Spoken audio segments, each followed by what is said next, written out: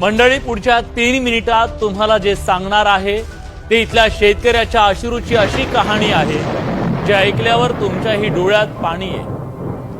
आज रुपयाला किंमत नाही, 10 रुपयाशिवाय बाजारात काही मिळत नाही। साधा चहा 10 रुपयांना आहे, वडापाव 20 रुपयांना, पाण्याची बाटली 20 रुपयांना, बिस्किटचा पुडा 10 रुपयाला आहे, भाकरी 20 रुपयांना आहे। आणि शेतकऱ्याचा 1 किलो कांदा कितीला आहे माहितीये? 5 रुपये किलो। जो 1 किलो कांदा पिकवण्यासाठी शेतकऱ्याला 10 ते 15 रुपयांचा खर्च येतो। म्हणजे शेतकऱ्याचा कांदा फुकट वाटला जातो। नफा बिफा सगळं सोडा हो, पण त्याच्या घामाला 1 पैसाही मोल नसेल का हो? नसेल तर त्यानं त्या मातीत कुणासाठी आणि कशासाठी रक्त आटवावं हा सवाल आहे। कांदा विकून दिवाळी सण साजरा करू हे शेतकऱ्याचं स्वप्न असतं, गुन्हा आहे का? सांगा ना। अशा परिस्थितीत त्यानं शेतीचा आणि संसाराचा गाडा नेमका कसा ओढायचा? संकटानं घेरलेल्या घरात दिवाळीचा दिवा कसा पेटवायचा? माया करावी ती आभाळ वैऱ्यासारखं वागतंय। जिनं कुशीत घ्यावं ती धरणी माय कोकली आहे। शेती मातीची दौलत वाहून जाते। उरलं सुरलं जे काही हाती आहे त्याला भाव नाहीये।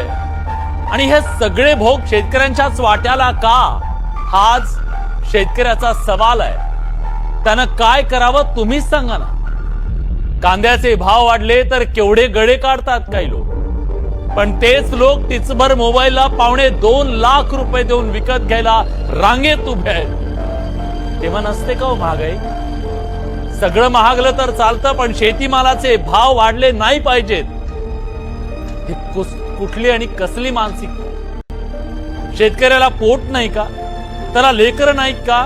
त्याला स्वप्न नाहीत की तो माणूसच नाहीये की त्यानं आयुष्यभर फक्त रानात गुलामी करा? एकदा सांगायला हवं, सरकार कुठलंही असू द्या, त्याला ग्राहक हित महत्वाचं असतं। शेतकरी मेला तरी चालेल ही कसली धोरण आहे? जगातील सर्वात जास्त कांदा उत्पादन करणारा आपला देश, पण आयात निर्यात धोरणातल्या सततच्या बदलांमुळे, व्यापाऱ्यांच्या इथल्या मनमानीमुळे पाकिस्तान, चीन आपली जागा घेत आहे।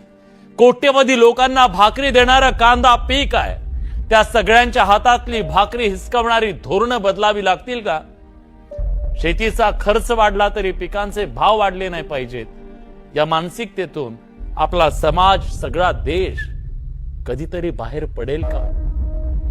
राज्यातला कांदा उत्पादक शेतकरी प्रचंड हवालदिल झालाय, कारण त्याच्या घामाचंही त्याला मोल मिळत नाहीये।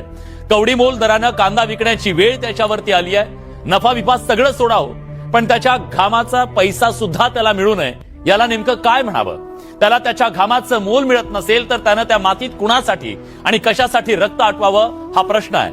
आज तुम्हाला दाखवणार आहे की इथं रुपयाला किंमत नाही, 10 रुपयाशिवाय बाजारात काही मिळत नाही, पण कांदा मात्र 5 रुपये किलोना आहे।